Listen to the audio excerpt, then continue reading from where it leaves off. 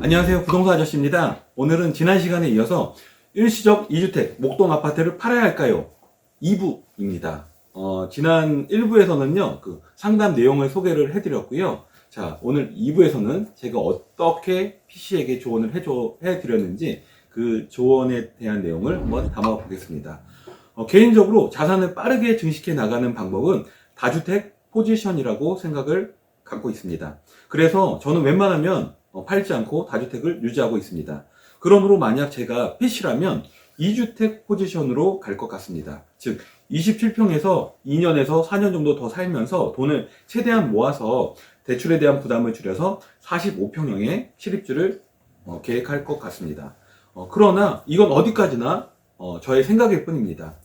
조언은 상담을 요청해온 내담자의 상황에 최대한 맞게 해주어야 합니다. 그러므로 저의 일방적인 생각을 강요해서는 안 됩니다. 즉 저의 생각과 내담자의 상황을 적절하게 균형을 잡아서 고민의 크기를 줄여주는 것이 중요합니다. 그래서 저는 다음과 같이 PC에게 조언을 해드렸습니다. 우선 당신의 순자산이 얼마인지 체크해 보시라고 말씀드렸습니다. 순자산을 나눠서 좀 생각해 봐야 되는데요. 지금 순자산이 10억 미만일 때는요,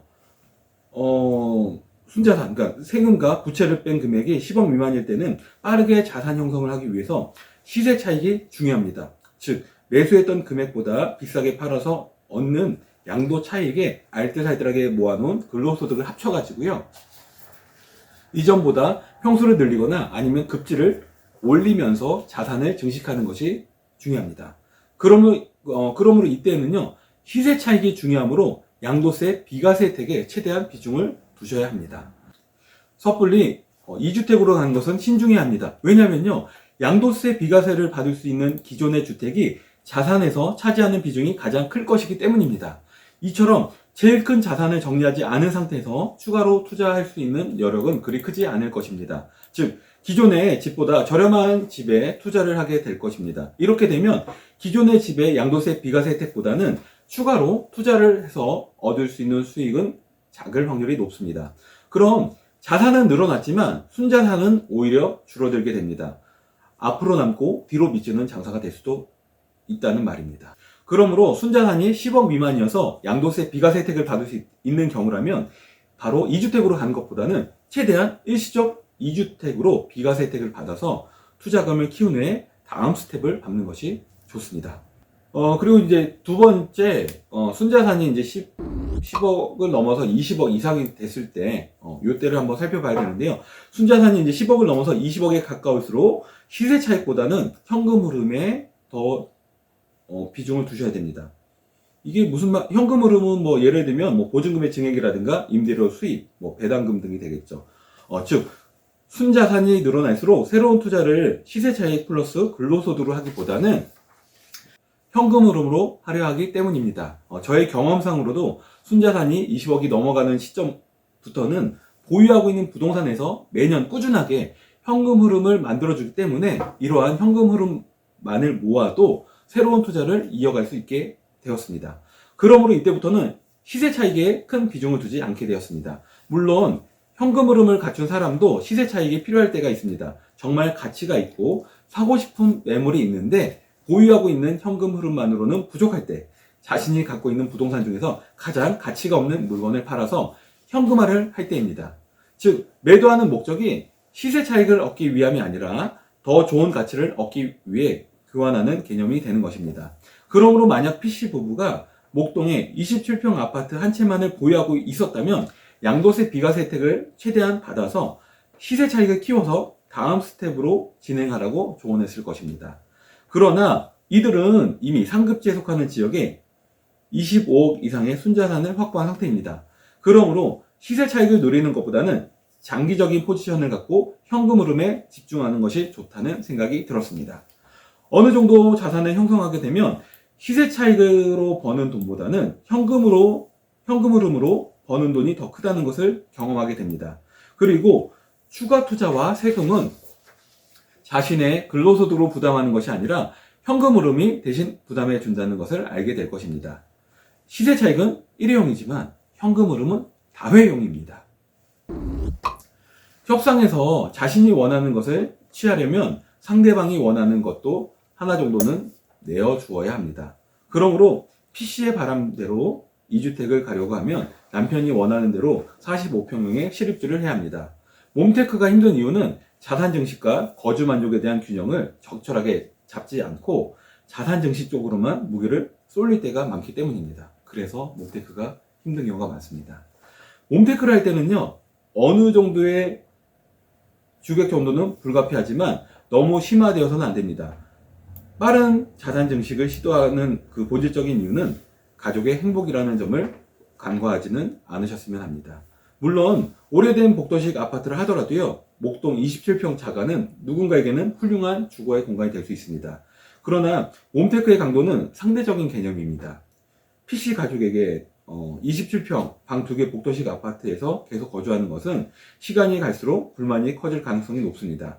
무엇보다 초등학생 남매가 방을 같이 쓰는 것은 물리적으로도 불편합니다. 특히 학년이 올라갈수록 그 불편함은 점점 커질 것입니다. 그러므로 이자 부담을 줄이는 것도 중요하지만 가족의 거주 만족에 대한 희생을 강요해서는 안 됩니다. 그런데 45평형의 실입주를 하려면 대출을 받아야 하는데 2주택이고 무엇보다 두 집 모두 KB 시세가 15억이 넘어가기 때문에 담보대출은 현실적으로 불가능한 상태입니다. 그럼 현재 살고 있는 27평형은 6억 5천만 원의 전세를 놓고 45평형도 살고 있는 임차인이 이사를 나가면 11억 5천만 원에 다시 전세를 놓아야 합니다. 이렇게 하면 기존의 전세보증금 10억 원을 반환해 주고도 8억 원이 남게 됩니다. 참고로 45평형에 현재 살고 있는 임차인은 조만간 이사를 나갈 계획이라고 합니다. 그럼 보증금 7억에서 8억 정도 했다가 월세 한 150 정도면 그 주변에 40평형대 수리된 집을 구하실 수 있습니다. 취득세 중과세를 대비해서 1억 3천만 원 정도 미리 마련해 놓은 상태라고 합니다. 참고로 P씨의 남편은 미리 사놓은 해당 45평형 아파트에 반드시 실입주를 하고 싶은 것이 아니라 물리적으로 넓은 주거 공간을 원하고 있는 것입니다. 월세 150만 원은 어차피 이자로 나갈 돈으로 낸다고 생각하면 크게 부담스럽지는 않을 것입니다. 이렇게 반전세로 짧게는 2년에서 길게는 한 4년 정도를 살면서 최대한 돈을 모아가지고요, 사놓은 45평형의 실입주를 했으면 합니다. 그런데 실입주를 할 때는요, 집의 연식이 오래된 만큼 최대한 올수리를 했으면 합니다. 참고로 양도세 계산 시에 수리 비용도 필요 경비로 처리를 할 수 있습니다. 단 모든 수리 비용이 인정되는 것은 아닙니다. 대표적으로 인정되는 항목은 샤시, 발코니 확장, 바닥, 배관 설비 등인데요. 하여튼 이렇게 비용 처리를 할 수 있기 때문에 또 오래 살 거기 때문에 한번 올수리를 싹 해서 주거의 만족도를 높이는 것도 굉장히 중요하다고 생각을 합니다. 그리고 어차피 이 45평형 이 목동 아파트는요, 고가의 아파트여서 아무리 오래 살아도, 그리고 설령 1주택으로 다른 27평형의 차후에 팔았다 하더라도 1주택이 된다 하더라도요, 고가주택이기 때문에 양도세가 다 비과세 되지는 않습니다. 그렇기 때문에 초기에 수리비가 부담된다 하더라도요, 최대한 올수리를 해가지고 쾌적하게 생활하는 것도 나쁘지 않다는 생각이 듭니다. 자, 이렇게 제가 P씨에게 이제 조언을 했습니다. 그래서 2주택으로 가고 싶으면 남편이 원하는 물리적인 공간을 확보해주고 나서 열심히 돈을 모아서 차후에 짧게는 2년, 길게는 4년 정도 그렇게 돈을 더 모아서 대출금을 최소화해서 실입주를 했으면 좋겠다. 그런데 이때 실입주 할 때는 최대한 올수리를 해서 연식이 오래된 만큼 올수리로 커버를 해서 쾌적한 주거 환경으로 만들어서 가족의 주거 만족도를 높여라. 이렇게 조언을 했습니다. 자, 여기까지가 제가 P씨에게 했던 조언이었습니다. 여러분들이 생각했던 그 조언과 제가 했던 조언이 얼마만큼 같은지요. 또 다른 부분은 무엇이 있었는지 한번 생각해 보실 수 있는 시간이 되었으면 좋겠습니다. 여러분, 정답은 없습니다. 재테크에서. 왜냐면요, 각자 사람마다 처한 상황과 생각이 다르기 때문에 주관적인 답만 있을 뿐이지 객관적으로 딱 이거다, 이게 정답이다, 이건 맞고 이건 틀리다, 이렇게 정답과 오답은 없습니다.